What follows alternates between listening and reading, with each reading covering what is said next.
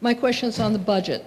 As you know, the budget reduces every domestic agency's budget and eliminates funding for nearly 20 independent agencies.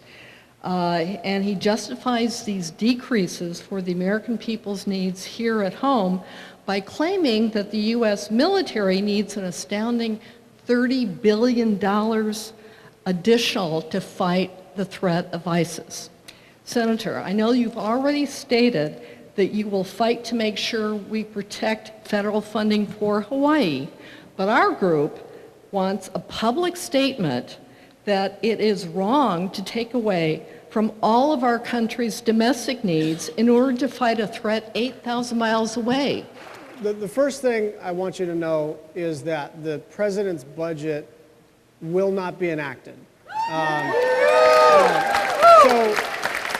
And this is really important. The executive, I mean, listen, this was a bummer when it was Obama's budget and it was immediately dead on arrival. But the truth is that any budget, any appropriations bill needs 60 votes, which means that you need bipartisan support.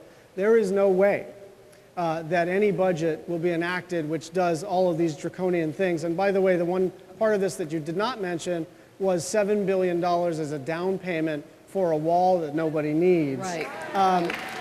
So to your question about the balance between domestic, what they call domestic discretionary and defense, the Senate Democrats have been very, very firm that we will not restore defense spending without restoring, for each dollar of increase in defense spending, we want $1 in increase of domestic discretionary spending. Oh. We have been able to hold firm to that over the last several years and not lose that battle.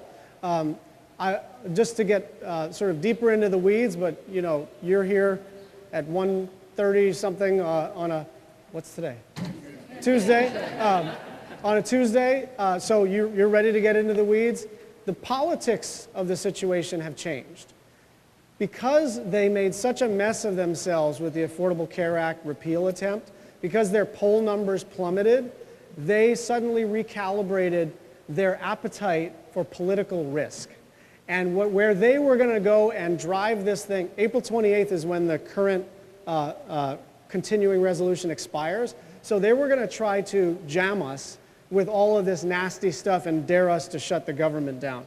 As soon as ACA looked like it was going to remain on the books, and as soon as that was like the 5-car pileup that it appeared to be, they recalibrated, and now they want to do bipartisan spending bills. Oh. And so the reason I mention that is, first, it's on everybody's mind. Everybody wants to know that the Trump budget will not be enacted, so that's important. But the thing that I think is exciting is you see how momentum breeds momentum. You see how the resistance impacted the way people dealt with Trump care, and the failure of Trump care impacts the way they deal with the next thing, right? So winning begets winning. Now, they hold the Supreme Court, they hold the presidency, and they hold both chambers in Congress. So we are going to lose more than we win. But we have won a heck of a lot more than I thought we would be winning at this point. If on November 8th you said ACA would still be on the books and we were looking at a bipartisan spending bill, I would say, I'll take it. So the answer is yes, I'm committed to not increasing defense spending without increasing domestic discretionary spending. Thank you.